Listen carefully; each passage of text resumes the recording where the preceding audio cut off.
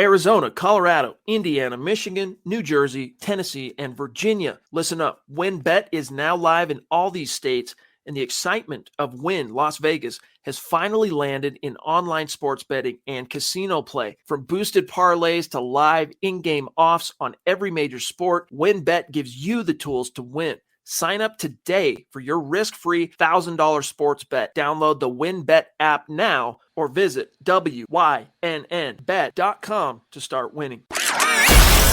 You're listening to the Huddle Up Podcast with Chad Jensen and Zack Kelberman.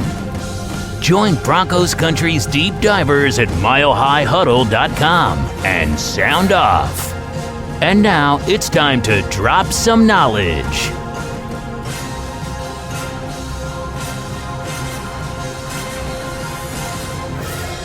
Welcome in, everybody. It's the Huddle Up Podcast presented, as always, by Mile High Huddle, powered by Blue Wire Pods. I'm your host, Chad Jensen, and with me is my fellow football priest. He's a little hot today, I must warn you. He's also the deputy editor of milehighhuddle.com, Zack Kelberman. Zack, this is the gut reaction, dude. I almost called you Zack Gelberman because I was trying to say gut reaction. This is the gut reaction. This is the time to be emotional. This is the time to let the hormones flow, baby. The Broncos basically got trucked today. What's your gut reaction? Well, you know, what we were saying going in was this game will show us what the Broncos are coming off the Baltimore loss. You know, true contenders will battle back from adversity and use that as motivation to play better.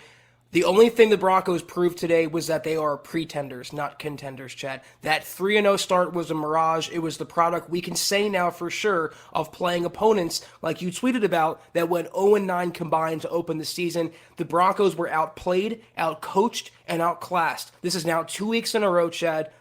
They have no business being on the same field as some of these teams. They played that badly. And when you sleepwalk through 50 minutes of a game and then decide to turn it on at the last 10 minutes, and the only reason they did that was not because they had leadership from the sideline, not because they had fire from the coaching staff, because the circumstance dictated that. Their backs were against the walls, they were down multiple scores, and they had to start playing. They had to start pushing the ball downfield, playing with urgency. That is the sign of a really bad, poorly led team that the only time they can get something going, they show some fire, is when they're down multiple scores in the fourth quarter. The Broncos, same old Broncos. Same old Broncos as 2020, 2019, 2018, 2017.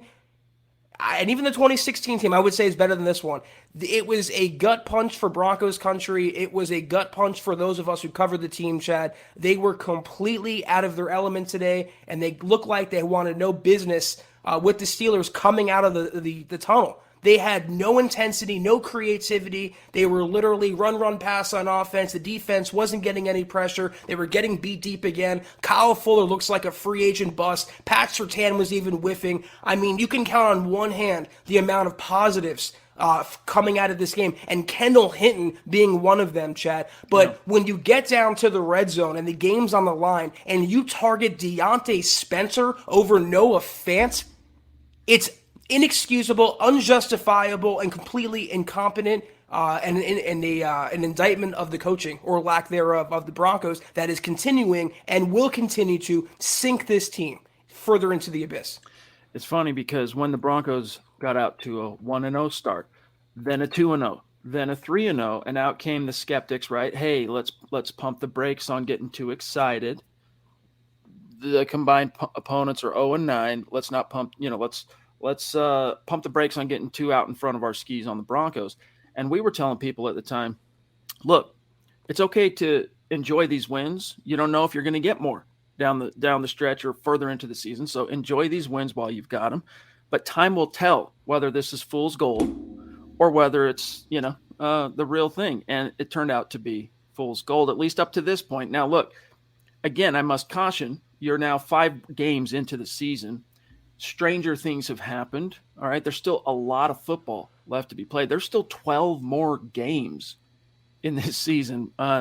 So, as emotional as I might feel right now, Zack, everyone listening to us right now, at the same time, remember that there is a small chance this could turn around. I say that to kind of couch you for what I'm about to say. Listen up, Broncos country. TickPick should be your first choice to buy football tickets because they save fans money by never charging any service fees ever. TickPick is the exclusive ticketing partner for the Huddle Up podcast and the Blue Wire Network. Denver Broncos football is finally back, and there's no need to exhaust yourself searching all over the internet to find Broncos tickets anymore, because TickPick, that's TickPick, is the original no-fee ticket site and the only one you'll ever need as your go-to for all NFL tickets. TickPick got rid of all those awful service fees that the other ticket sites charge, which lets them guarantee the best prices on all of their NFL tickets. Don't believe it? If you can find better prices for the same seats on another ticket site, TickPick will give you 110% of the difference in the purchase price. That's right, guys. When we were searching for tickets for the MHH meet and greet for Week 3 at home, Broncos versus Jets, TickPick had us locked down. So visit tickpick.com/huddle today and use the promo code HUDDLE to save $10 on your first order of Broncos tickets. Guys, it was fool's gold. All right. I don't see this thing turning around. Flat. You think that the return of Teddy, the return of Dalton Reisner, the return of Graham Glasgow, 3 veteran leaders on your offense would provide some kind of spark, right? Some kind of galvanizing metal, 2 T's. And it didn't, man. It was flat. And that's what surprised me the most is when a team comes out on game day and the opponent's intensity is up here and yours is right here, and you fail to kind of move that needle. And I mean, it's cause for concern. And just like we said last week, whether it was Drew coming in the second half or not, Zach, the lack of preparation, the lack of intensity, unfortunately, it speaks to coaching. How do you even come out flat after losing the way they did against Baltimore at home, Chad? A game that a lot of Broncos players and fans thought was kind of skewed against them with the hits. I mean, that team concussed the Broncos starting quarterback. And like you mentioned, that starting quarterback came back today. They should have had all the motivation in the world, all the inspiration in the world, and not allow a 1-3 Pittsburgh team. It's like the Broncos were 1-3 and Pittsburgh was 3-1, but they allowed Pittsburgh, a down-and-out team with a falling-apart quarterback and a coordinator that was drawing as much skepticism and criticism as Pat Shurmur. They allowed that to be a get-right game. When you put Von Miller on Chase Claypool in pass coverage, you take away your best pass rusher against an immobile quarterback. I mean, that's not the players. That's the coaching, and it's indisputable. You talk about the Broncos schedule. It's still early. Yes, it's only 5 games in, but they're 3-2 now. Losers are 2 straight. These are the next 5 games. Home against the Raiders, at Cleveland Thursday night, home against Washington, at Cowboys, and home against the Eagles. That's not an easy stretch, Chad. You would have liked to have one of these games. We mentioned stacking wins, but this one especially, because now there's no momentum in the Broncos corner anymore. There's no faith on the outside in the Broncos coaching staff and some of the players, and every facet of the ball melted down today. You saw the special teams let down, which led to points. You saw the defense giving up big play after big play. You saw the offense continue to be stuck in the mud and having no creativity and baffling play calling. I mean, this could quickly turn sour for Denver. And how do you have any confidence now? They're 3-2. And if they can't right the ship against a team that was 1 loss away in Pittsburgh of imploding, how do you expect to do that against an upstart Raiders team that would like nothing more now, knowing the Broncos are bleeding and they're going to be the sharks circling the water? They want nothing more than to drive that stake further into Denver's season, further into their heart. This is not a good position for the Broncos to be in, and unfortunately, I don't have much faith it's going to get turned around based primarily on the coaching. It's that bad, and it's reached a crisis point.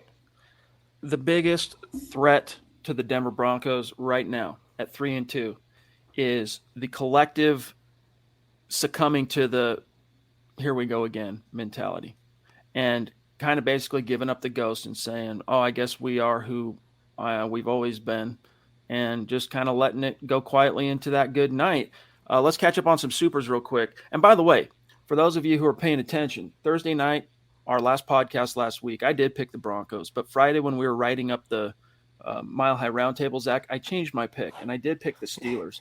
And the reason I changed my pick was because, again, I felt like the demise of Ben Roethlisberger was being greatly exaggerated. Not to say he hasn't declined. Obviously, he has. He's very banged up as well. But that veteran savvy, man. It just like a freaking viper, rise up and strike you at any moment. Real quick, let's catch up on some Super Zach because they're coming in hot and heavy. Vince, thank you, buddy. He says it's time for Uncle Vic and his crew to retire. And Zach, on that same note, Westside Philly jumped in early with the super to say Von Miller on a slot receiver, offense incompetent, injury plagued multiple years consecutively. Fire the entire coaching staff. Keep the scouts. I'm sick of this. So those two things, those two supers, that kind of go hand in hand. I mean, the Broncos are a soft team, and I know they talk about having no ownership and the issues that befall them in that regard, but you see it on the sideline, Chad. I mean, even for those of us watching on television, you can see the lack of intensity, the lack of passion on Vic Fangio's face. He stands there stoic, whether the Broncos are winning or whether they're losing. There's never any fire, and the team takes on that personality. We've been hammering that for 2 years now, but who else do you get it from? You have a lackey in Ed Donatel as the DC. You have the complete buffoon in Pat Shurmur as the OC. You have Tom McMahon, who doesn't deserve to have a job as a special teams coordinator. Where is the leadership? Where is the passion? They should have came out gangbusters, Chad, firing from the hip, doing exactly what they did in the final 10 minutes of the game, the entire game, but they didn't. They weren't ready for that. They got hit in the mouth, and once again, they fell flat and ran away from the challenge. That stems from coaching, lack of preparedness, and overall incompetency. I told you he was hot. I told you, gang. Chris Hernandez, veteran of the United States Air Force. Love you, bro. Thank you for that symbolic super chat. His gut reaction super is always reflective of the point total for your Denver Broncos. And he says, outcoached and outplayed again. Weird. At least they made it interesting at the end. Click those little thumbs up. Yeah, guys, if you're with us on Facebook or YouTube, please like the video. It's a small thing that you can do to help us out in a big, bad way. But yeah, Zach, outcoached, outplayed undoubtedly. And here's Antonio as well saying, crazy watching our offense move backwards. Let me find this. Here it is. Move backwards. Peyton should clean house this offseason. Keep your heads up, Broncos country. And thank you guys for the super, Chris, you the man, Antonio, appreciate you. On this topic, Zach, I'm not going to reveal who, all right? But you'll know soon enough when the piece comes out. But one of our veteran staffers reached out to me at the Final Gun and said, hey, is it too early for me to write up a top coaching options for 2022 piece? And I said, well, get it in the hopper, but let's see what happens this week. It's angling that way, though. Yeah, publish it. Yeah. Anyone right now or after the pod, put on Fox. It's the national game, and you can see the Cowboys. And that is going to be – that's my number one guy is Kellen Moore, the OC for Dallas. They need to go in that direction. They need to get away from the archaic dinosaurs, the relics of football past, Pat Shurmur and Vic Fangio. Go with a young, up-and-coming coordinator who knows which way the wind is blowing in the NFL. And the great thing about Kellen Moore, it seems like he's ready to be a head coach, and that head coach would also handle the offense, which is so refreshing. They need a coach that can build a quarterback, that can scheme and beat an opponent, and that is him. If it's not him, maybe someone like Greg Roman, Brian Daboll, Eric Bieniemy. There are plenty of candidates out there, but when or if, probably when, the Broncos get rid of Vic Fangio, it's got to be an offensive guy, and luckily there are many that should be able to choose from this offseason. Let's grab Shulier Bovis, Nickel. Been with us a long time. I always struggle to pronounce your hyphenated surname there, but thank you for the super. He actually got in a couple. Here's what he said. When 21 comes back, talking Ronald Darby, we need to bench Fuller and Simmons. Haven't said anything about Justin Simmons this year since we're stuck with him for a while, but the touchdown in the third quarter, he was literally covering a ghost. I forgot to add, continues Shulier, let's not blame any of those mistakes on Kareem. Honest assessment of Simmons, please. It's hard to say in those scenarios.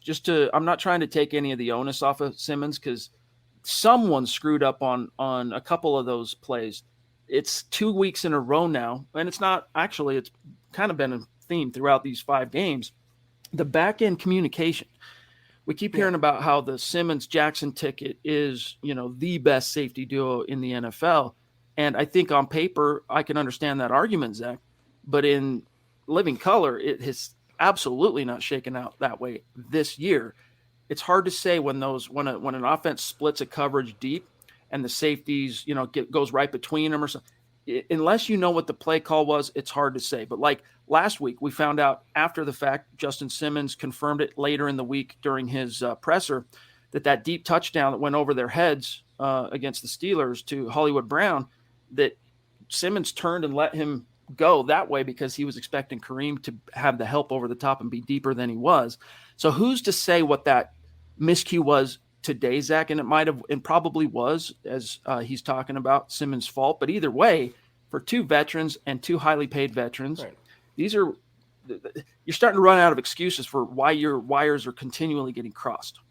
That's exactly the point I was going to make. He's the third highest paid safety in the NFL on an annual basis, Simmons, and you don't have him over the top against Deontay Johnson. You leave Fuller one-on-one on an island in coverage against the opponent's top receiver. They're just being misused and mismanaged, though it's not all on coaching for Simmons. I've noticed he's taken a step back this year. He's still a great safety. He'll make the play that makes you go, wow, but you're also scratching your head more than you have the last couple seasons. And you wonder, did the contract factor in? Is it the scheme? Is it Jackson playing next to him? You wonder how much more dynamic Simmons may look with a player like Hayden Stearns opposite, who might have a little more athleticism and a little more sideline-to-sideline ability. But there's a definite breakdown in the back end. It's the cornerbacks, it's the safeties, it's everyone. And I'm guilty of it. Before the season, I was talking about no fly zone 2.0 and this and that, and the league's best secondary. They are far from that, Chad. They have not earned those accolades, and I don't think they will earn those accolades that Aqib Talib, Chris Harris, and so many others earned on the field. Bryce mindset. Hey, welcome. Thank you, buddy. He says, hey, Priest, been a long time viewer, but this is my first super chat. Hey, welcome. Thank you, bro. Appreciate that. He says, it cuts off. So let me back it up here. He says, if this coaching staff makes it until the end of the season, I'll question George Paton's integrity and passion for the game. I wouldn't necessarily, I'd slow your roll a little bit on that, Bryce. And the only reason I say that is, what options does Paton have in season? Like, once you're in the season, that's it. Unless you have, like in the case of the Cowboys, you could understand if they went on the schneid, Zach, that you fire, maybe you're a little closer on the trigger to fire the head coach because you have a guy groomed, ready to step in. Who do you really have if you fire Vic? I get it. You have two former head coaches in Mike Munchak and Pat Shurmur, and you also have a former Alabama head coach in Mike Shula. So there are some horses there, but those horses are so reflective of the guy that you're firing. All you're really doing is just sending the message. And so maybe, that's worth it, but you have to decide if that's worth it before the actual football is done being played. Some of those horses belong in the glue factory. Pat Shurmur, some of these old coaches, Chad, they have no business. Yeah, I would want the Broncos to promote a twice-fired head coach in Pat Shurmur to interim status. You can talk about Mike Munchak, who was briefly a head coach, but I think he's much better as a positional guy, and he obviously competed with Fangio in the hiring process. But you're right, they don't have anyone they can groom a young up-and-coming assistant. Maybe Mike Shula. You're running out of options with this coaching staff because they're mostly an older veteran group. They don't really have that young hotshot. So that's why Paton, I don't think it's passion for the game. I don't think it's a dereliction of duty. I think he made his bed with the coaching staff, and by hook or by crook, he's going to get through the season and make his move after that. So if they sputter, if they finish, let's say 7-10 or 8-9 this year, he's not going to make any in-season changes. I think he's going to wait till after the season, do it right, clean house, and get his own guys in the building, as it should have been done in the first place. Wade Kimball, hey, thank you for that super chat. Wade, it cuts off, so I'm going to read half of it from the back end here. Says Wade, our defense is not a top 5 unit, maybe next year. The O-line is dismal, and our D coordinator using Vaughn to cover wideouts, not rushing the passer. Been a Broncos fan for 50 years, and this won't be the first time I've said there's always next year. Yeah, Wade, I feel you. And again, now's the time to let those hormones run close to the surface, right? And, this is the gut reaction. But at the same time, I just want to remind everybody, it's looking like, you've heard me say it, this will be the second time, it's looking like it was fool's gold. Zach, is it time to hit the panic button in terms of the destiny of this season? Is it time to hit the panic button? I say yes. What say you? Well, God, it's so tough. I said after Baltimore, definitely not. Let's see how they respond against Pittsburgh. But, this is how they responded, Chad. What confidence should we have in the Broncos that they can rally and right the ship and become a more cohesive, better team? I think the bloom is off the rose on Teddy Bridgewater, who made some plays in the fourth quarter, but again, very inaccurate, very skittish in the pocket. His offensive line did him no help. You saw a journeyman for 3.5 quarters almost. The bloom is definitely off the rose for Pat Shurmur and the small sect of Broncos fans and media that thought he was turning a corner in the first 3 games. That was a byproduct of facing really bad defenses that even he looks good against. So I wouldn't say panic button. They're still 3-2, a lot of season left to go. Maybe they can sneak in a wild card, but when you have games like the Raiders coming up, the Browns coming up, you're almost in a must-win situation. And right now, Chad, I'm asking you non-rhetorically, do you have confidence in the Broncos in a must-win situation against any team right now, let alone a bitter, hated AFC West rival? No, I don't have any confidence in this team anymore. I wanted to get out there and be out in front. And, Zach and I, believe it or not, most of you know this is a gut reaction, so it might come off, the opposite here. But we're generally half glass full type people. All right. We want to see the bright side and the upshot. And so we tried to maintain that perspective through 3 games. Last week, it was flat. Teddy gets the concussion. You're like, well, we'll see, right? Today, forgive me, I forget who tweeted this to me, but they said Teddy Bridgewater looks weak. Now, this was before the furious fourth quarter, but still, Teddy looks weak. And I said, well, very apt observation. There's something about him. Maybe it's the vestiges of the concussion, whatever it might be. He doesn't look like – it's like I wake up on a Saturday morning, make my eggs, bacon, open the fridge for the orange juice.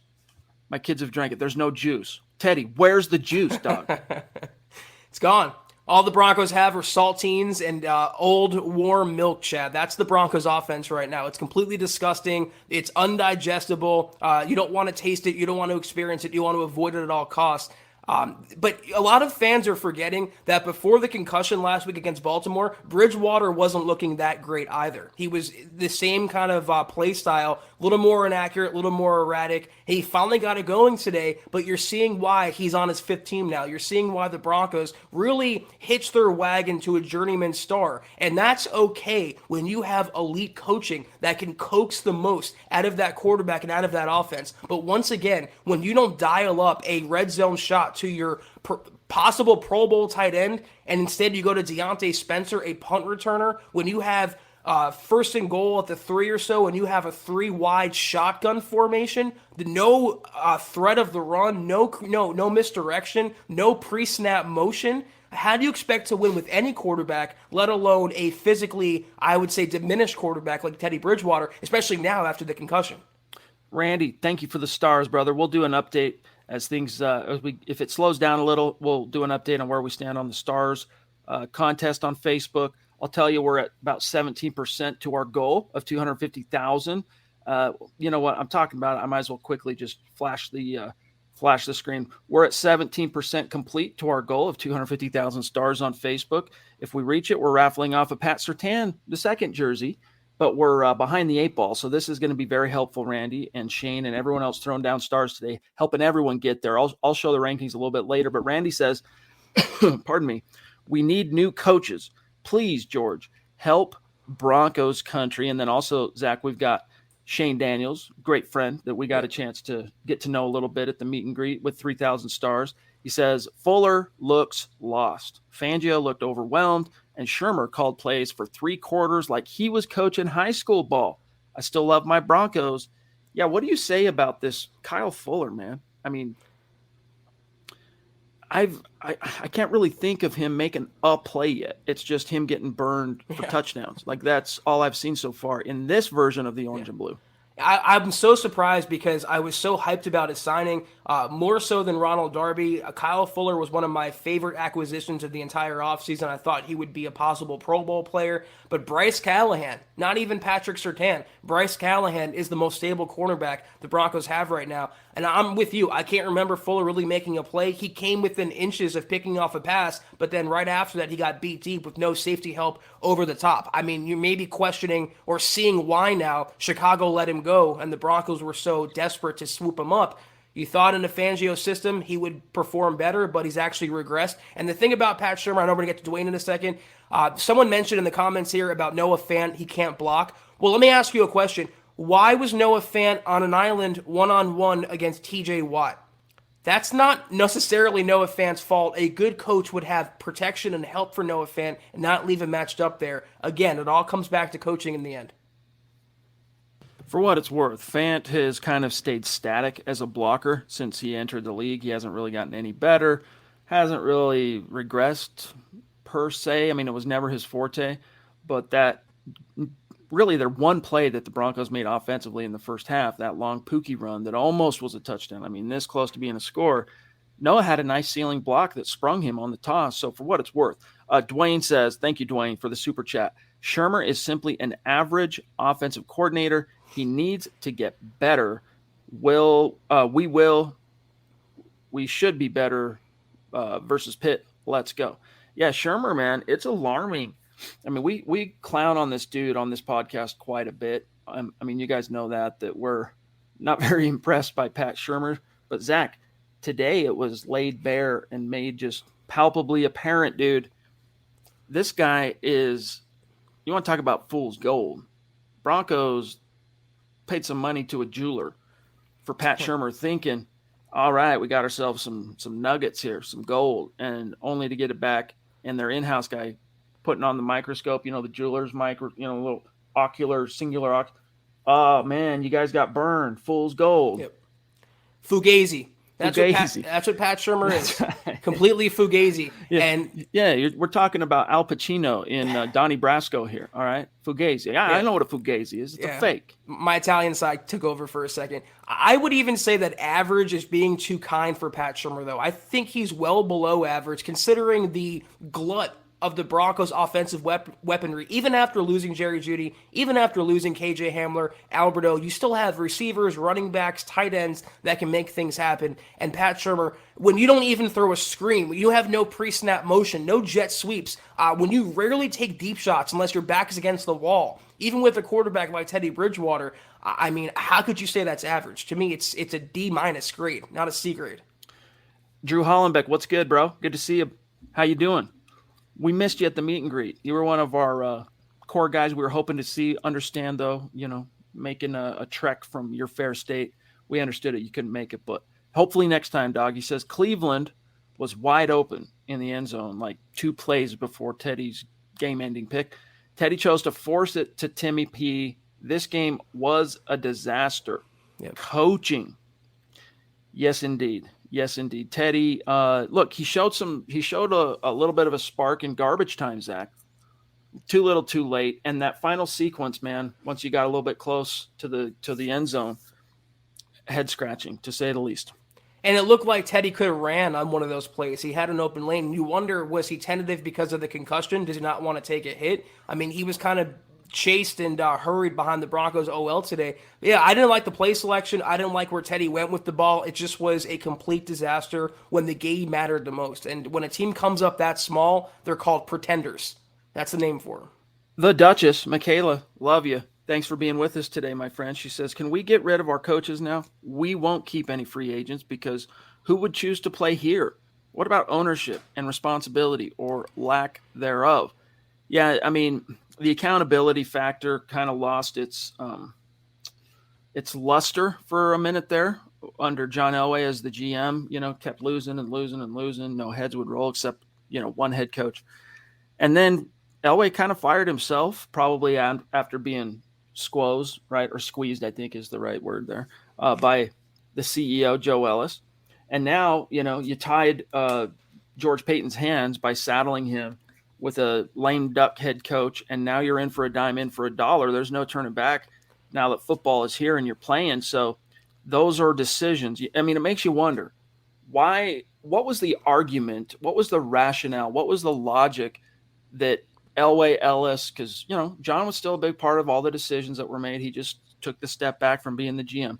In those interviews and those conversations with George Payton, who's, looking to get the job, and they're like, look, we want you. We want to keep you, but we want you to hold on to Vic for one more year. What was the logic, man? What I wouldn't have given to have been a fly on the wall during those conversations.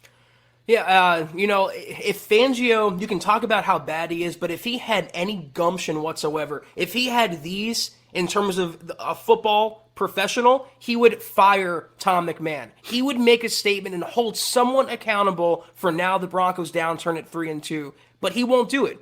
We don't know what he said because we hopped on the podcast chat right after the final whistle. We have no idea what he said in his post-game press conference, but I can bet you guys he either said, he deflected about Tom McMahon, the coaching, Pat Shurmur, or deferred accountability and tried to lob it onto something else. But if he had any sort of metal, we like to use that word a lot, he would make a statement, but he won't do it. In terms of free agents, I never really bought into that. Free agents will go where this is. If you throw enough money at someone, they'll sign on the dotted line. You don't have to worry about that. And the good thing about Denver is take away the coaching, take away how bad this loss is. They really do have a talented roster.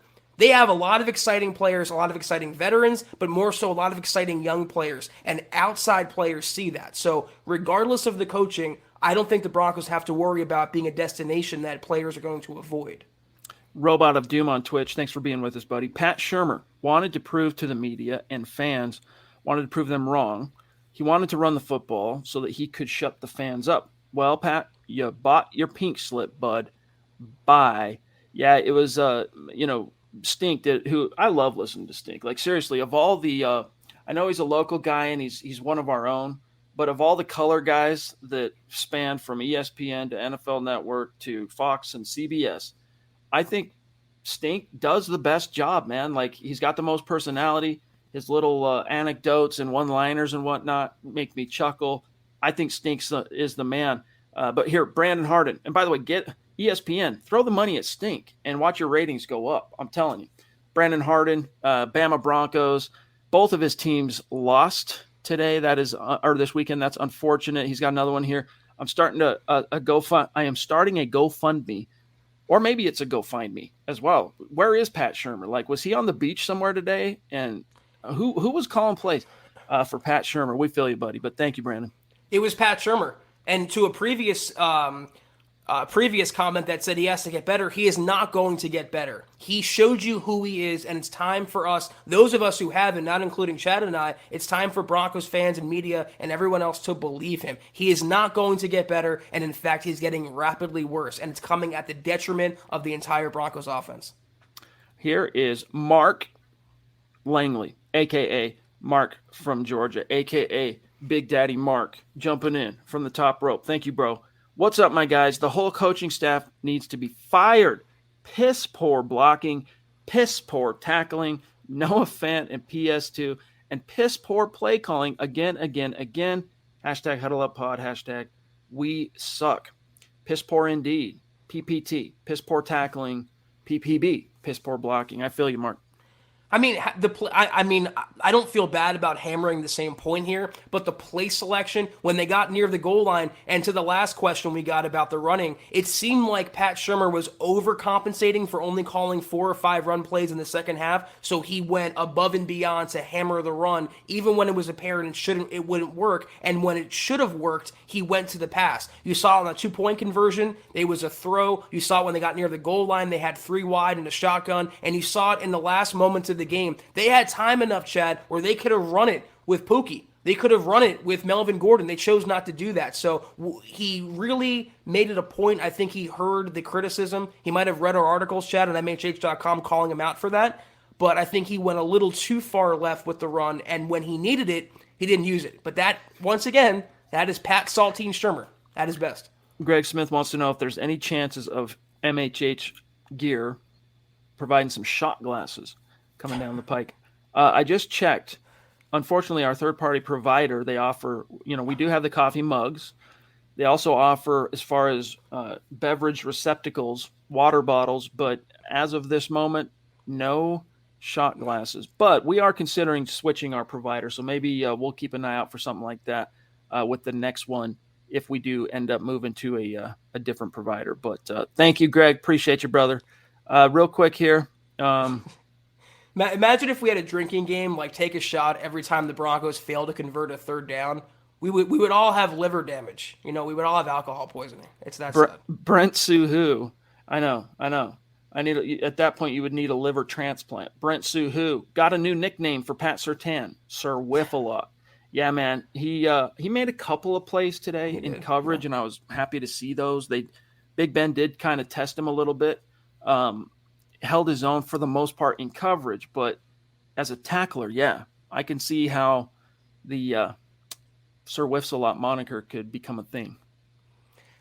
He made a really nice play. He had a nice pass breakup where he showed his length, he showed his closing ability, he showed his overall talent. But yeah, he has to get better with tackling, but it's more of those death by inches. And for a coach that kept preaching they're not going to die by inches, what it says on their death certificate every time they lose is inches, and including those kind of plays.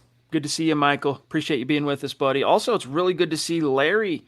Been a minute, bro. Hope you're doing well. We're keeping an eye out for you at the meet and greet. Another one of our longtime listeners and community members we are keeping an eye out for, but hopefully next time, big dog. He says, on a super weird, it took a game-losing interception from Teddy for people to realize that Shermer was the problem. Like we said last year. Yeah, I mean, hopefully people realized Shermer's a problem. Is he the problem?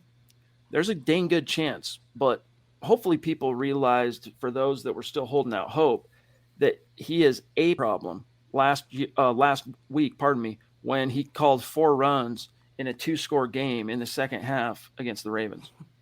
I mean, you can argue, even the most ardent Pat Shurmur critic or supporter would argue there's multiple problems, but I think he manages the biggest piece of the pie there. I think he's about 70% of the problem. The coaching in general, Fangio and Pat Shurmur, McMahon, it makes up the biggest problem. And the smaller part, the secondary issues, are execution on the field, the players, but far and away, the play calling, the preparation, the game planning, the situational management, the coaching, in other words, that's the biggest issue.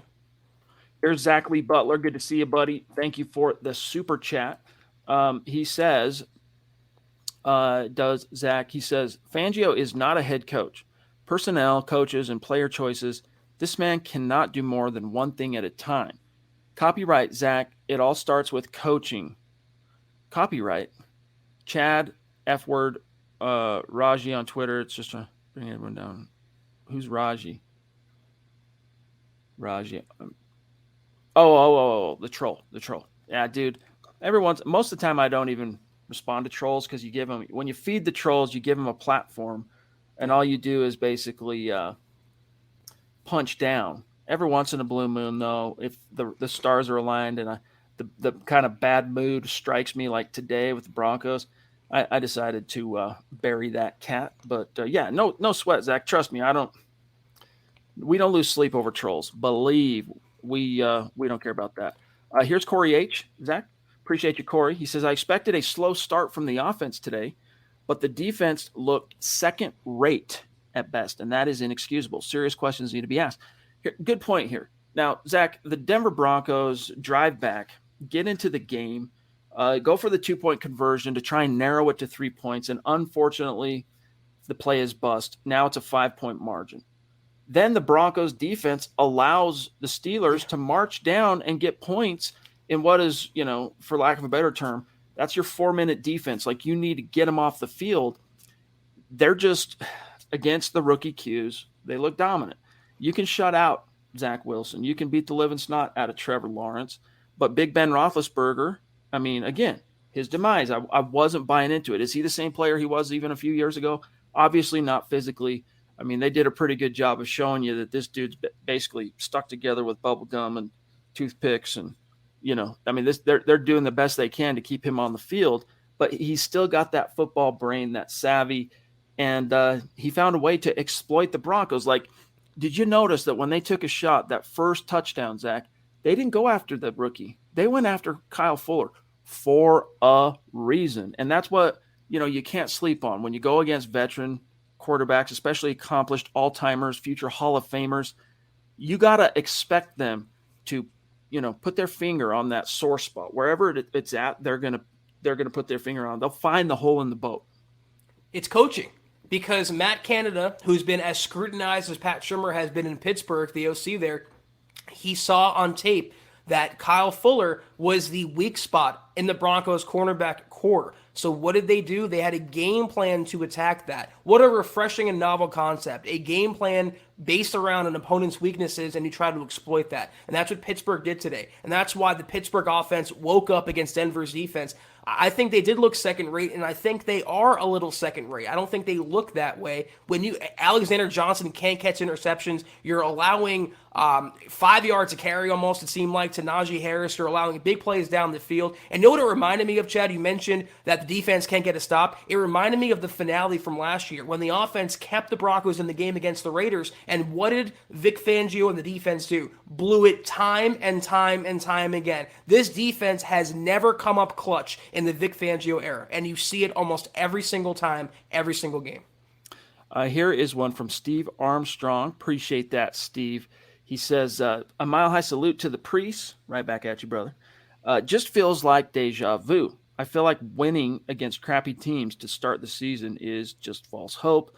Both sides of the ball need to improve, no doubt. In fact, Mark Langley texted me as I was getting the stream set up, and he's like, feels like 2020.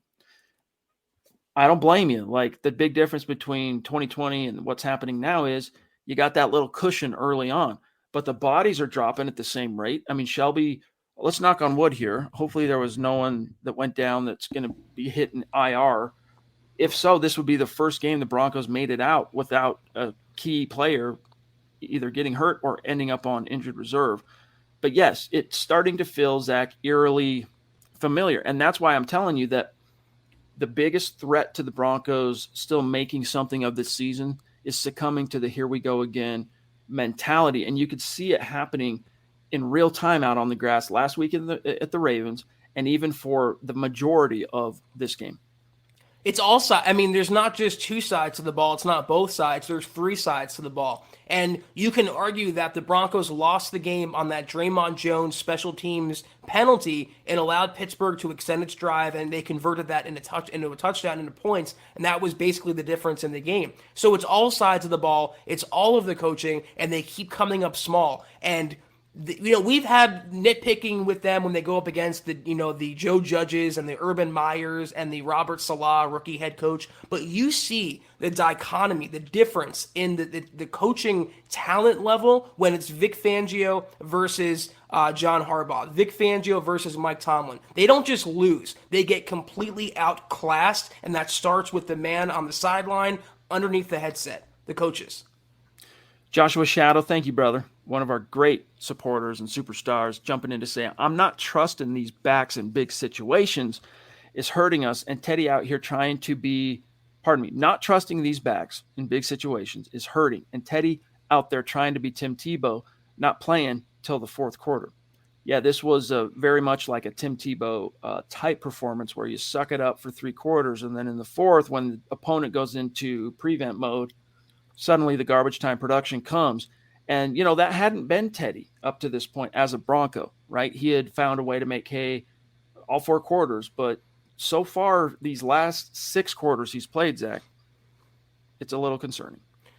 Again, you're seeing why. I mean, the Panthers got rid of Teddy Bridgewater in favor of Sam Darnold. And Sam Darnold, I didn't see the Panthers game today. I think they lost. But he's playing, I think, on a higher level than Teddy is. And he has better coaching to boot. But you're seeing the journeyman, the red flags and the negative traits come out. He's not a super overly polished quarterback. And I think the Broncos fans and some of the media were trying to polish him after the 3-0 start more than he deserved to be. He played well, but it was masked by inferior competition and the Broncos getting the breaks. When they didn't get the breaks, when the ball doesn't bounce their way, or when the coaching lets them down, when they go off script, you see how bad the coaching can be, and you see how poor Teddy Bridgewater can be.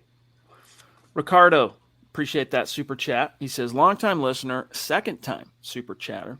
Thank you, bro. Coaching was awful, and they all need to go. This loss is on the penalties by Pookie and Jones. As much as I hate, let me find where it cuts off here from Ricardo. Bear with me 1 second. I should have had that queued up. As much as I hate, where'd it go? Oh, here it is. As much as I hate the call on Pookie, it cost us a touchdown. Zach, your thoughts? I mean, I'm not really blaming the Broncos' loss today on. I mean, I know I just said on special teams it was a difference in the game, but if they would have just stepped up, if they would have played and coach like they did in the last 10 minutes the entire game, they would have probably won today. So it's embarrassing that it comes down to penalties and it takes points off the board or adds points to the board for the opponent. But even that, you can argue, if they have these penalties and these things still pop up, these issues, what's the common denominator? It's a non-rhetorical question that you all know the answer to at this point. Okay, here's the deal. We're at 43 minutes, but I just checked the back end, and we are backlogged because we have the greatest community in Broncos country here at MHH. We've got a straight-up avalanche of super chats. So I'm going to read Aaron's super here, Zach, and then I'm going to go through after we address his, and we got to rapid-fire some supers. But here's what Aaron says, and big A, little A, R-O-N, appreciate you, brother. He says, uninspiring all around. Nothing like wasted talent on Sunday morning. Not sure how the Broncos were able to make it even relatively close. Where are you at, Pat? You're outdated, bud. Zach, what's your line about it? It's like a 2003 offense or something like that. I mean, it's even worse than that. This dude just, nothing he calls. Actually, let me reverse that. All of his calls are easily anticipated by the opponent with very few exceptions. Pat Shurmur is like Radio Shack in the year 2021. I mean, they still exist, I believe, but they're so few and far between. They're so outdated. They're so archaic. They're relics of things past, and that's what Pat Shurmur is. He does not deserve to be the Broncos OC. He does not deserve to be the one to squander this much talent, and you can argue squander the entire season. They needed a coach, and they finally had one in Scangarello, and he had his faults too, but he was a young up-and-coming guy. He went 4-1 with a rookie quarterback coming in cold. They finally had a younger guy that was more in tune with the NFL nowadays. And what did they do? They fired that guy to bring in some 58-year-old, twice relieved former head coach in Pat Shurmur. That was the Broncos' biggest downturn, and that's why for anyone arguing the Broncos' quarterback picks have led to the Broncos' last 5 years, non-playoff, losing seasons, it's been the coaching moves and the lack thereof that have really sunk this franchise. Here's a few I'm going to read, and this is one of those rare cases, gang, where we might not be able to flash all your super chats. We'll get to them, but we might not be able to flash them. Let's grab a couple here in rapid fire. AJ Zillinger, who's been a very patient boy, appreciate it. He says, we have a bottom 5 coaching staff, but he has a little bit of a typo, Zach, and it might actually be Freudian here. We have a bottom 5 couching staff. Maybe these dudes belong on the couch after all. And then Reggie says, can we fire Vic yet, please? Tony D.A. says, we are so uncreative on offense, and our secondary, the highest paid in the NFL, looks pretty so-so. Thoughts? Zach, that's one of the things that has been disappointing the last 2 games, right? You go against 2, significantly better quarterbacks, and suddenly that secondary is not looking anywhere near as smothering as it did the first 3 weeks. Everything took a downturn, and, now I'm starting to realize that maybe teams have adjusted to the 2021 Broncos. They had 3 games of film going into the Baltimore game, and maybe the Ravens kind of gave the blueprint how to contain Teddy Bridgewater, how to beat up on the defense, take shots deep, split the safeties. There's a non-coincidence here in these 2 losses. There's a common denominator. It's the opponents playing better and coaching better, but also the Broncos' own players and coaches not performing up to snuff like you saw in the first 3 weeks. And that's indisputably now a mirage, 3-0. It was an outlier, and like you said, Chad, it was fool's gold completely. Patriot Tech says, fire Fangio and Shurmur now. Shula for the interim head coach. I'm going to ask you a question that kind of vibes off of that. But first, let me just grab a couple more here. Bryce Mindset with another super. Thank you, buddy. He says, coaches are holding back this young team's potential. Yep. Christian De Jesus says, I think it might be time to get rid of Lauren Landau. That's the strength coach. Once we get a new owner, a new trainer, and new team doctors. And then Eddie Vasquez, what's up, Eddie? He says, such conservative play calling still. Denver Broncos for life. Terrible protection. Teddy held it too long at times. But still, bad game, all in all. Hashtag trying to keep my head up. And then here's one more from Casey Nichols saying, and thank you, all of you guys, thank you. Same old BS, different game. This coaching staff, a bunch of Neanderthals. We need a Kellen Moore, youthful coaching, energetic, and innovative. So what I want to ask you, Zach, is something that occurred to me reading Patriot Texas Super Chat here. if the Broncos were, and I don't think they're even close to this yet, but if the Broncos were to fire Vic in season, again, you got 2 former head coaches on staff, NFL head coaches, and a former Bama head coach in Mike Shula. Who do you think would be best suited? Not so much who would they go to, but who would be the best guy to serve as interim? I mean, if you want to go just to see what you have in Mike Shula, even though I don't think he's even close to being a head coaching candidate, you'd probably go with him. But if they want stability, if they want experience, which I think Peyton would gravitate toward, I think Mike Munchak. He's a revered positional coach. He has head coaching experience. It seems like he's one of the few adults that's not sitting at the kids' table in Dove Valley. So that would be my choice. I don't know if they go that way. Knowing the Broncos, they would name Pat Shurmur the interim, but I would go Mike Munchak. Jeff Hepner, thank you for that super chat, buddy. He says, outcoached again. What would Shanahan be with this team? Embarrassing. Fire the staff. Put in Locke.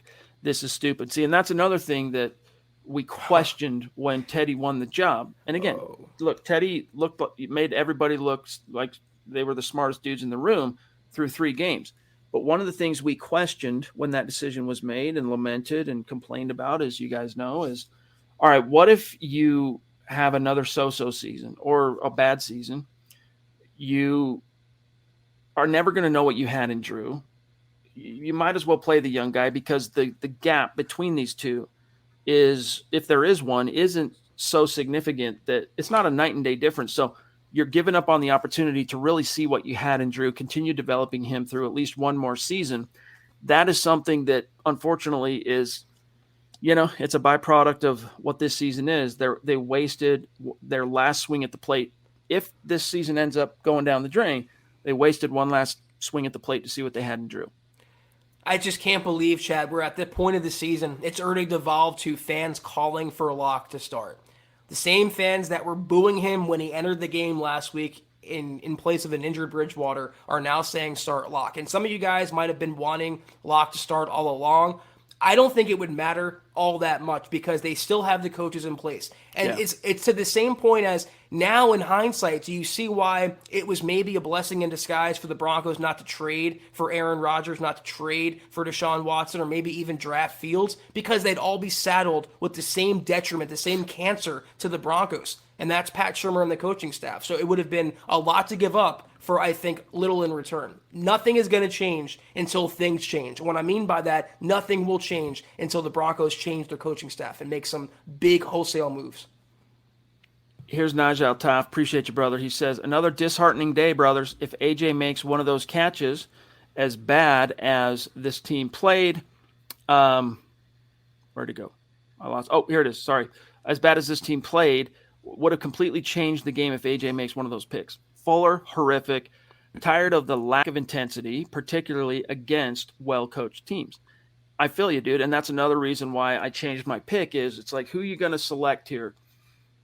Vic Fangio coming off a really disappointing loss, or Mike Tomlin looking to prove to the NFL world, Zach, that, hey, we're still here.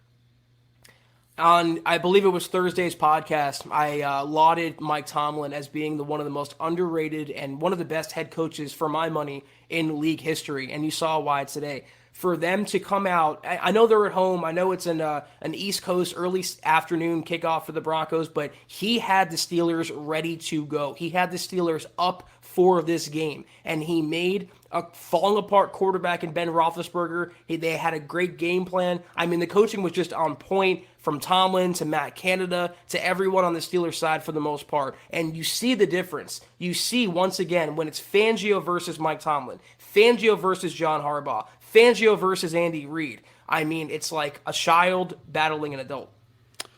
Sadly, let's tip our cap to how our stars rankings are going today. Much love and huge mile-high salute to each and every name on this list. Shane Daniels, Randy Jones, Mike Reno, Andrew Lampy, Alexander Emmert, John Holloway, James Grossman, David Wilder. David, send us that selfie pic, brother, with your hat.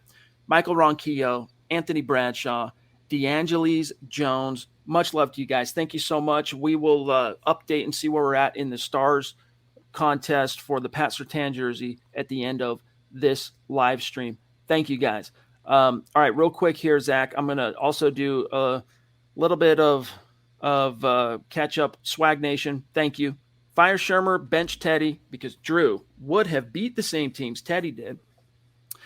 Teddy has shown me nothing for him to be the starter. So do you think, Zach, maybe the scores might not have been the same, but do you agree with that premise that No. Drew would have gotten out to 3-0, would have lost the same games Teddy's lost? What are your thoughts there?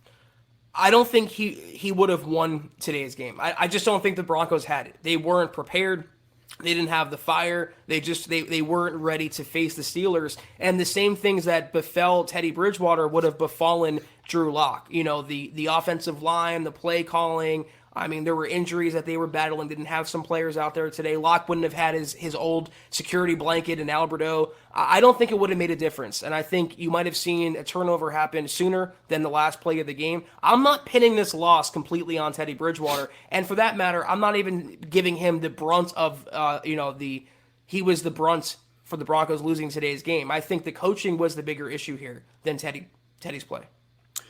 I'll say this, though. It disappointed me that, I mean, I could be wrong on this.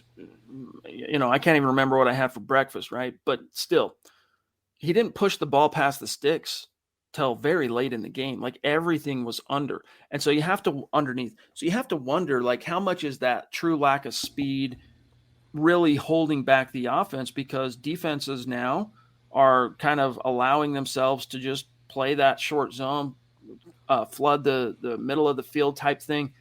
And, you know, Sutton, he's a 50-50 guy. He can go get it. And Timmy P is not too far behind him in terms of that. But there's a difference between fearing being blown off the ball with true elite speed and, you know, a corner getting beat at the catch point. Those are two different things. I have to wonder. Simon up in Canada, thank you, bro. He says, definitely weary of watching a quality roster get dominated for 3 quarters, outplayed, outcoached. To me, this means Peyton needs to clean house at the end of the season. That's definitely the way it's trending, Zach. No doubt about it. And he probably will. And a lot of us, Chad and I included, have been saying that when he was hired, he should have gotten the opportunity and the chance to pick his own coach and have the choice to either retain or fire Vic Fangio. It seems like Fangio was foisted upon George Payton, and those kind of marriages, those arranged marriages, rarely work out. And then when you add on to that Tom McMahon, Pat Shurmur, and the rest, all the other deficiencies, you're seeing what's happening right now. Zebulon says, Teddy had a chance to lead the comeback and didn't, and threw a pick. Drew Lock would be roasted. That's true. Yeah, he would be. No doubt about it. We've, you know, again, we could sit here and pull our hair out over the, you know, vagaries of locked arrangement syndrome, but, you know, water's wet. Casey Nickel, thank you, bro. 3 easy wins to start the season. Great teams take full advantage of those things to get into the playoffs with a strong record. Denver just ruined a better draft pick because of it. Yeah, unfortunately. And this was something that I'll pull it up here and show you guys. But Tom Hall, who does a great job with just not just analytics-based articles, but like really going back and examining, we'll just call them, even though technically they're not next-gen stats, next-gen type stats to provide a deeper understanding of, you know, specific storylines, components to the team. I'm going to pull this up. One of the things he wrote about this past week, Zach, was the probability of the Broncos making the playoffs after a 3-0 start and then losing the 4th game, how important, pivotal in terms of odds, chances through an historical lens would be winning the 5th game. I'll pull that up. Obviously, they lost it, and I'll explain to you based on Tom's research here in a minute what that means for their playoff hopes, statistically speaking, moving forward. Bryce again, thank you, buddy. He says, what I fear is George Payton giving this coaching staff an injury excuse and a second chance. Hopefully they're smart. Yeah, dude, that ain't going to happen. If the Broncos – I don't care what the complexion of it is. If they fail to make the playoffs this year, especially after a 3-0 start, no coach is surviving that. I mean, you might still keep a Bill Collar, you might still keep a Mike Munchak, but everyone else hit the bricks.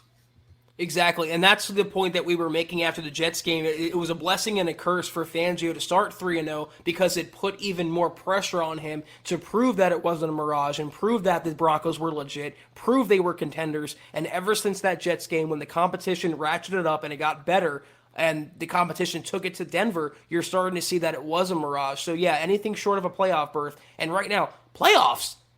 Playoff. I mean, you can't even fathom that. 3-0, everyone was talking Super Bowl and challenging Kansas City, and now it's Jim Mora playoffs. How could you fathom the Broncos even sneaking in right now, considering how badly they've lost, not just today, but 2 weeks in a row now? Here is one from David Wilder. Appreciate the stars, bro. How many more games does this coaching staff have? I don't think we should wait for the end of the season. I don't know. After starting 3-0, I think if you get to the midpoint of the season and you're 3-5, good chance Fangio gets shown the door. But again, still quite a ways to go between now and then, Zach. I just don't see George Payton being that impulsive. I think he preaches patience, and I think he's true to that moral compass that he follows. So I think regardless, barring the Broncos losing like 10 straight games or something like that, keep getting blown out for 4 or 5 consecutive games, and they do have a challenging 5-game schedule ahead, I think Payton will give the Broncos until the end of the year and then make a bunch of moves after that. I'm going to read the Patriot Brothers, Zachary Smouse in the house. Thank you, buddy. He says, if it feels like Shermer just doesn't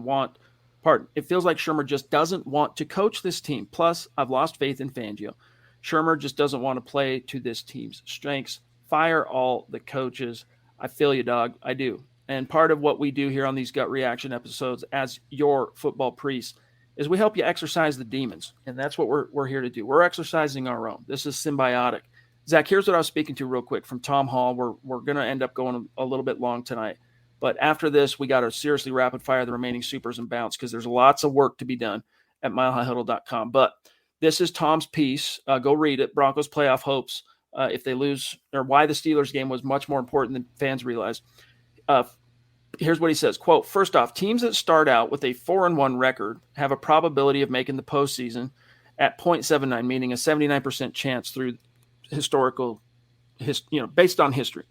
This bodes well, but it isn't exactly the same scenario the Broncos find themselves in because that loss could have come at any time, at any point during the first 5 weeks. Broncos are coming off their first loss after starting 3-0, a victory against the Steelers this week, and the Broncos' probability of making the playoffs jumps to 0.73. Nearly as good as a 3-0 start, somewhat less than teams that reach 4-0 in any combination of when and how those wins and losses are created. Now, the bad news, teams that start the season at 3-2 have a probability of reaching the playoffs of 0.49. So it's basically a 50-50 chance, which isn't terrible, but it isn't confidence boosting. When looking at the Broncos' specific scenario, it gets even worse. If the Broncos lose at Heinz Field, the probability of the postseason plummets to a measly 0.38, so 38% chance. That's not a good bet. Does this mean that the Broncos' season hinges completely on the next game? No. But if the Broncos can go on the road, steal a victory, their hopes of an eventual playoff berth dramatically increases. And then the last thing, it would also be an indication that Denver's fast start was not a phony team feasting on bottom feeders. It would be a significant boost in confidence for the fans and the team. So that's where you're at now, guys. Based on how it's happened in NFL history, your Denver Broncos now have a 38% chance of making the playoffs. Not in reality based on like what the not based on how the AFC conference is shaping up or anything like that, just based on historical precedents. Okay. BG, and then we got a rapid fire, Zach. He says, Zach, how can a defense come up clutch on 3rd and 2 playing the corner 8 yards off the line of scrimmage? I can call a better defense for that play. What? WTF. Just give a free first down to any team. Zach, Ben Roethlisberger again, and we got a rapid fire here. They're going to take that easy money. I mean, yeah, that's definitely a coaching issue for sure, playing off and playing coverage and not clamping down on 3rd and short. But when you have Patrick Surtain whiffing on tackles, that's where you can come up clutch. When you have safeties like Justin Simmons and Kareem Jackson getting turned around, that would be coming up clutch if they can correct that. That's my point. And let me just add one thing to what you said, Chad, about the Broncos record and the precedent there. I have 2 questions. Can they physically make it to that point? Will they have the players by the end of the year if they were to make a wild card, considering how many injuries that have befallen them and the strength and conditioning challenges that are met by Lauren Landau that no one wants to talk about for whatever reason? And 2, does this team right now at 3-2 coming off 2 bad losses, do they deserve to be in the playoffs? Do they deserve to be among the best in the tournament, Chad, playing January football? As of right now, no, they do not. Even if they sneak in by some miracle, 9-8, 10-7, whatever, it wouldn't feel like they've earned it because we've seen now who the Broncos are. Now, a lot can change between now and December, January, but as of October 10th, they have no business being talked about as a playoff team. Rod TV says, fire these damn coaches. It took for Teddy to say, F them, I got this. Despite the interception, he showed me something. F this. Fangio for putting Vaughn in coverage. Yeah, people are really tripping on the Vaughn in coverage thing. And, that's all contingent on when it happens, what the situation is, down in distance. So I think you're justified there. Here's Dennis Woods, longtime listener in Michigan, says, Fuller gave them 14 points. Got beat on a long pass, and then the PI. I thought he was supposed to be good. How many more losses before coaches get fired? I think the soonest is probably middle of the season, guys, barring something completely unforeseen. BG says, Simmons is, as I've always said, way overrated. And then Timmy Shield says, Shermer should be fired today. This is pathetic. Dennis Woods, Zach, with another super chat. Thank you, bro. He says, do whatever it takes to get Watson, Deshaun Watson. Is Deshaun Watson going to save this ship from sinking, Zach? No, I mean, and why would you, first of all, give up compensation for a guy still facing 22 sexual misconduct allegations? That's number one. Number two, you want to bring in Deshaun Watson, a dynamic quarterback, one of the best quarterbacks in the league when he's on the field, and you want to saddle him with Pat Shurmur. You want to saddle him with Vic Fangio. I mean, the same results would happen as far as I'm concerned, whether it's Locke, whether it's Bridgewater, whether it's Deshaun Watson. Until the coaching changes, the results won't change. Michaela, again, thank you. She says, Carolina is laughing at us. Oh, yeah. And it's not just Carolina laughing. There's a lot of teams laughing at the Broncos. And they should be. Broncos fan 13 says, I wish AJ would have caught those picks. Amen. Hiso Milo with 2 super chats, one of which says Fangio might be worse than McDaniels. I don't know if I'd go that far, buddy, but I feel your pain. Is Fangio worse than Vance Joseph, though? I mean, that's a more tangible question. Eddie Vasquez says, is it Teddy or Shurmur? I say Shurmur. What say you, Shurmur. Zach? I mean, he didn't play all world today, but he stepped up. And when they actually called deep shots down the field, Teddy made it happen. But when you have 3rd and 15 and you're checking it down for 5 yards, when that's the intended call, it is cowardly, gutless play calling and coaching on Pat Shurmur's behalf. He has the most blame as far as I'm concerned. Casey Nickel on a super says, run, pass. Run, pass. With tackle, 2 drop picks. Yes, indeed. Tomorrow in the Aftermath episode, we'll take some time to kind of go through some of the numbers, but they are ugly, boys and girls. Josh Alstrom says, this team is stuck in the Stone Ages. They still think it's all about shutdown defense and a conservative offense. Flip the script. Very well said, brother. Very well said. Go ahead, Zach. I mean, the Broncos are rubbing sticks together to make fire when other teams are flying around on jetpacks. I mean, the difference is so staggering when you watch teams like the Cowboys, the Niners, the Packers, the Chiefs play football. It's like the Broncos are in a different class completely, a different league completely. Yeah, that's the sad part. Here is one from BG. Last super chat. Actually, I think Aaron just dropped one. BG says, pretty sure I've put in like 5 supers. Can you guys kick this idiot Tommy Simmers out of here? What's Tommy doing? I haven't seen it. I haven't spent much time looking at the chat the way Scott is feeding us the supers. I've been looking on a different page, but if Tommy's being a troll, we can put him in timeout. Tommy's in timeout. Tommy, come on now. Let's go. Let's be kind. Let's not just be disruptive and argumentative. And then here's Aaron, Zach, and then I'll have you do the rundown, get us out of here, and then I'll update where we're at on stars after today. Aaron, also, are we not going to talk about Vaughn being put on Claypool? Whose idea was that? Wasn't Vaughn's. Because it's you, Aaron. All right, I'm going to take a second, even though we're 6 minutes past here, to break this down. There are times in a game when it's cool and I think wise to throw different coverages and drop a guy that, if it's a rush linebacker and you fear his rush, a guy that all of a sudden you drop him back. I mean, look at the AFC Championship game in 2015 when Vaughn got that pick 6 on Tom Brady. It was a great play call in the moment. What's the big difference between Wade Phillips and Vic Fangio, both of whom are considered to be 2 of the top defensive minds of their era? Wade is a significantly better gut feel play caller, calling the right situation or plays in the right situations. Okay.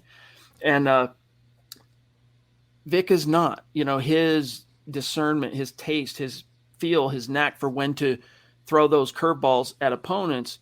Typically, Zach, come at times where you're going, really? And so what happens is they lose their impact when the team the opponent can either see it coming or it just completely doesn't fit the situation. And I think that's why it's jumping out so badly to people. I would have loved a curveball today, but Fangio tossed a lob underhanded softball to Big Ben when they put their only pass rusher that was getting home and getting pressure on Ben on a slot receiver in Chase Claypool. It's one thing to put Vaughn on a tight end. Even that I wouldn't want because, again, you're taking away his best asset, which is pass rushing. But to put him on a dynamic receiver like Claypool, again, everyone lauds Fangio as this defensive mastermind, this defensive guru, this evil genius. I don't think he's met those accolades. I think he's a very good defensive coach. I wouldn't even say he's a great defensive coach as far as I'm concerned. Hey, real quick for Tommy. Tommy, I put you in timeout, all right? He says, hey, was I trolling or just opinionated and represented with facts? In your defense, Tommy, I don't even know what you said. So maybe that's on me, but let's just try not to, let's try to avoid Bronco on Bronco crime in these chats. Even it's the gut reaction, all right? But Zach, we got to go. It is, we've ran long, but that's okay. We're here to help everyone exercise those demons. We don't leave any superstars out in the cold. If you wouldn't mind doing the rundown to get us on out of here, I'm going to pull up and show everybody where we're at now on the PS2 jersey. Yes, sir. This was the Huddle Up Pod. I know it was a bad loss today, very disheartening loss, but we appreciate each and every one of you tuning in. In the meantime, until we see you guys next time, be sure to follow the pod on Twitter at Huddle Up Pod. You can follow the main account for all your Broncos news, analysis, reaction, film breakdowns, transactions, and so much more at Mile High Huddle. You can follow Chad on Twitter, as you can see at Chad and Jensen. You can follow myself at Kelberman NFL. If you haven't already, go to huddleuppod.com and get your swag on. Get yourself a Football Priest hat, trucker hat, hoodies, coffee mugs, anything and everything is in that store and more on the way. Also, facebook.com/milehighhuddle. Hit that big blue button, become a supporter. 3 exclusive shows, Kelberman's Corner, Broncos Book Club, and Trickle Zone every single week. Be sure to subscribe for that. Also, facebook.com/milehighhuddlepod. Like that page and follow that page. If you haven't, go to Apple Podcasts and leave your Football Priest a 5-star review for a chance to win some aforementioned swag each and every month. But if you can't do any of those things, it's okay. We still ask you to do these 3 things that are free and take a few seconds. Subscribe, like, and share this video and every single video you see on the MHH channel. It helps us grow and reach more Broncos fans just like you. All right, guys, before we get on out of here, shout out to all of our top star senders tonight. You know who you are. Here's where we're at. We started tonight at 17% complete. We're now at 18% to the goal of 250,000 stars. So we did move the needle, but we need to keep moving that if we're going to get to goal because, I can do the math. We were at like 25%. Let's see, 20. What are we at here? 10 divided by 31. So we're 32% of the way into the month at 18% on goal. So that's just an FYI for everybody. We want to raffle off that jersey. Here's the top senders in the running. Obviously, those in the running for the jersey are those who contributed to the goal. Mama Muti at number 1, going to have the most tickets in the hat if we drew it today. Randy right behind her. Michael, 3. Lawrence, 4. Shane Daniels, 5. Peter Middleton, 6. Howie Frickin' Day, 7. Andrew Lampy, 8. James Grossman, 9. And Gary Leeds Palmer at 10. And we will update the YouTube tomorrow. We're actually thinking about changing things up on how we're going to do the Sertan drawing for YouTube so that everyone is included. It's not just the top 5 finishers, so stay tuned for that. But guys, as Zach said, this was the gut reaction episode of the Huddle Up Podcast. Keep your chins up. It's still early, all right? You're going to be sore today. Don't let it start your week off on a bad foot. We'll be back tomorrow for the aftermath episode. Let the dust settle, talk about where we go from here, see what Fangio had to say today, as well as what he'll say tomorrow around noon back in Denver. So keep your chin up. We'll see you then. Zach, sign us off, bro. Yes, sir. Guys, we're back on tomorrow night, 6 o'clock Mountain, 8 o'clock Eastern for the Aftermath episode. Be there. We'll see you guys then. Take care. And until next time, go Broncos. You've been listening to the Huddle Up Podcast. Join Broncos Country's deep divers at milehighhuddle.com to keep the conversation going.